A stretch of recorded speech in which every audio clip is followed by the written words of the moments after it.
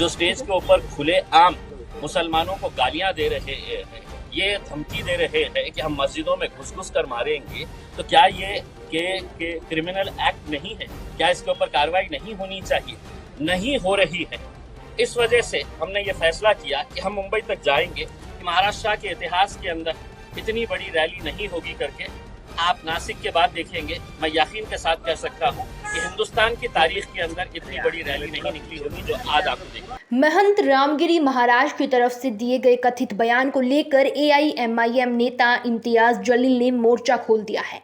रामगिरी महाराज को गिरफ्तार करने की मांग को लेकर इम्तियाज जलील ने मुंबई में रैली बुलाई है। दरअसल एआईएमआईएम नेता जलील का कहना है कि रामगिरी महाराज ने मुसलमानों को लेकर भड़काऊ भाषण दिया है और कहा है कि मस्जिदों के अंदर घुसकर चुन चुन कर मारेंगे।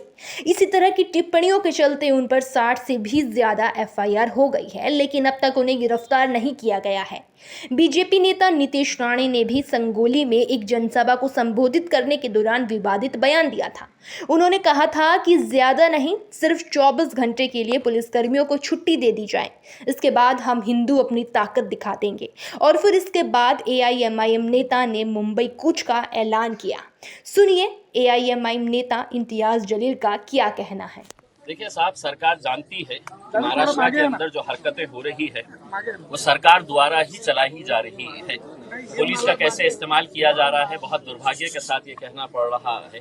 आज महाराष्ट्र में जो जाति, धर्म और मजहब की दीवारें खड़ी की जा रही है, जो दंगा भड़काने की कोशिशें की जा रही है, जो स्टेज के ऊपर खुले आम मुसलमानों को गालियां दे रहे हैं, ये धमकी दे रहे हैं कि हम मस्जिदों में घुस कर मारेंगे, तो क्या ये के क्रिमिनल एक्ट नहीं है? क्या इसके ऊपर कार्रवाई नहीं होनी चाहिए? नहीं हो रही है।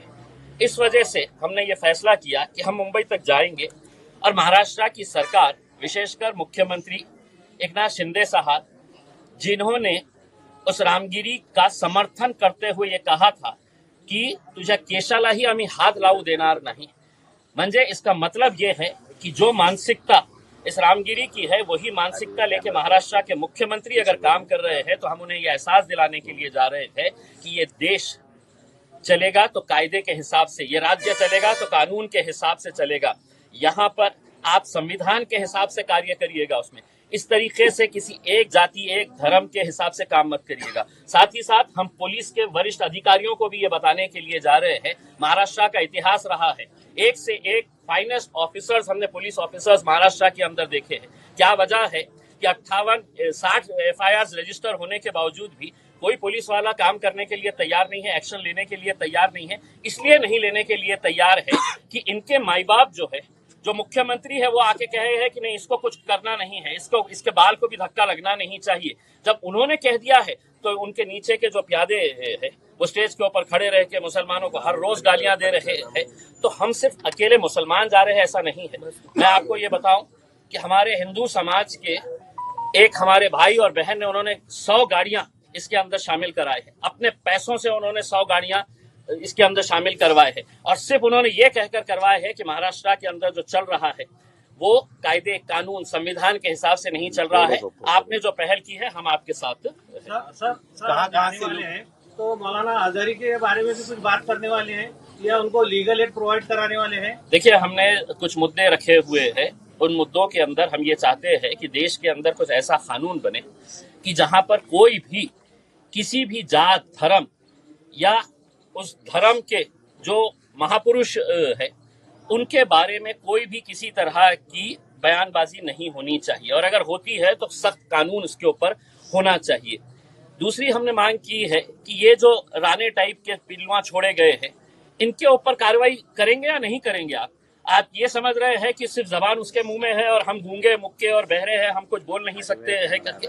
बोलना हमें भी आता है, लेकिन हमारी संस्कृति, हमारी तहजीब और हमारा मजहब इसकी इजाजत नहीं देता है कि हम किसी दूसरे मजहब के बारे में, दूसरे धर्म के बारे में हम इस तरह की बयानबाजी करें। तीसरा हमने ये कहा है, जो है उन्होंने सिर्फ एक शेर पढ़ा था, उस शेर के अंदर किसी जात का जिक्र नहीं था, किसी धर्म का जिक्र नहीं था, किसी इंसान के बारे में नहीं कहा गया था। उस शेर की बुनियाद के ऊपर 1 साल से ज्यादा का वक्त हो गया है, वो जेल में है। तो क्या इस तरह का कानून चलता रहेगा साहब कि जिसको जो बोलने की इजाजत हमने दी है तुम बोलो, हम कुछ नहीं करेंगे, और खास लोगों ने अगर जरा से अभी कुछ कर दे, हम मूव भी कर दे ले, तो हमारे पीछे पड़ जाएंगे। और वो खुलेआम नंगा नाच कर रहे हैं, उसके ऊपर कोई कार्रवाई नहीं करेंगे तो हम चले हैं मुंबई की तरफ, जाके तो संविधान देंगे, उन्हें याद दिलाएंगे कि साहब इससे कब देश चलेगा। कहाँ से लोग आपकी इस रैली में तब मुझे नहीं पता है, लेकिन मैंने पहली मर्तबा ये कहा था कि महाराष्ट्र के इतिहास के अंदर इतनी बड़ी रैली नहीं होगी करके।